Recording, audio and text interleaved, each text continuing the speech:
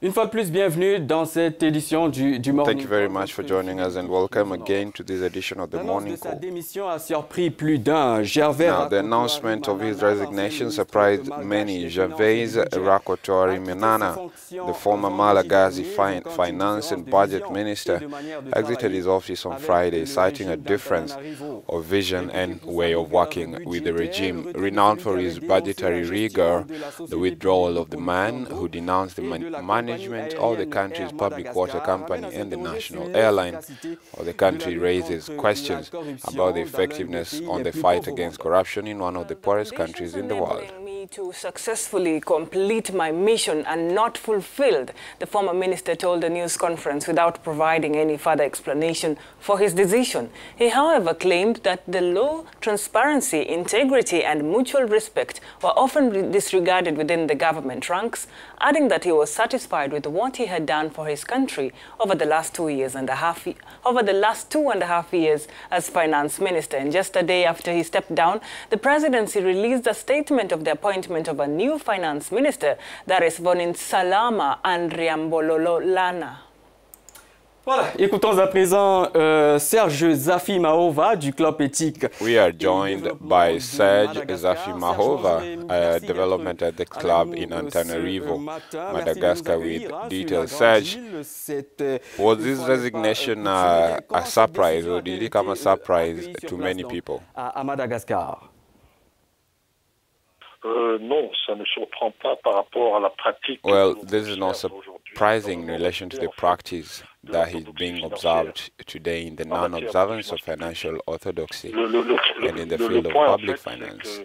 The point, in fact, is that lately there have been different files that have been published, and these files affect the management of public finances in relation to the current leaders. So his departure, in fact, is due to the fairly strong corruption that exists in the system. Also through the mechanisms of derogations which one observes, which he refused to comply to, whether for the electric company or the national airline. All this makes the minister not only friends within the government. He publicly denounced in 2013 in a report the fact that the company Jurama was the only electricity company that marketed 68% of its production. La compagnie Jirama, donc c'est la compagnie en fait d'électricité.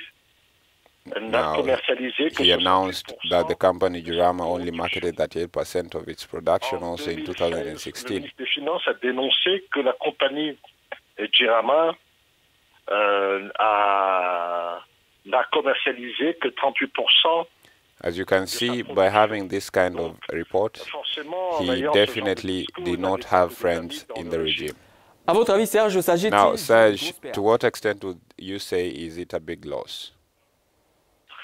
Disons que le ministre des Finances qui est démissionnaire. Let us say that the resigning minister rode against the current practices of a number of his colleagues in government, including a certain lax in public management.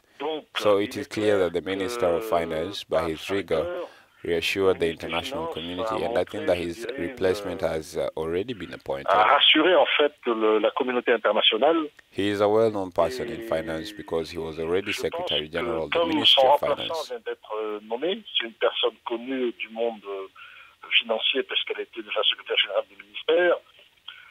Ça ne signifie pas que le départ de l'ancien ministre.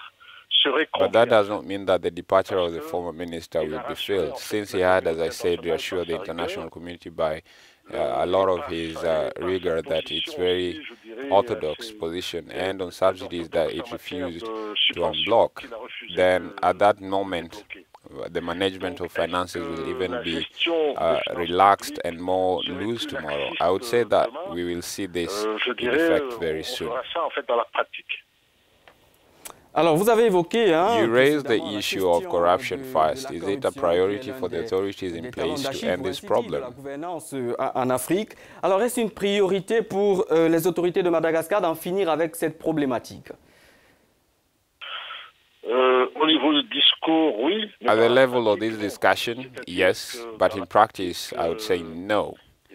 Because in practice, the level of corruption is in fact at the pinnacle of everything.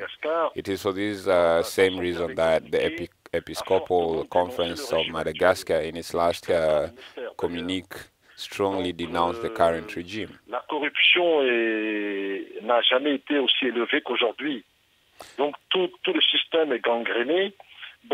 So corruption has never been as high as it is today. The system is gangrenous. So the departure of a person who has tried to bring into public finances necessarily does not reassure anyone. Because in the system of public procurement, there is bad... Voilà, à l'instant, Serge Zafi Mahova du Club Éthique et Développement.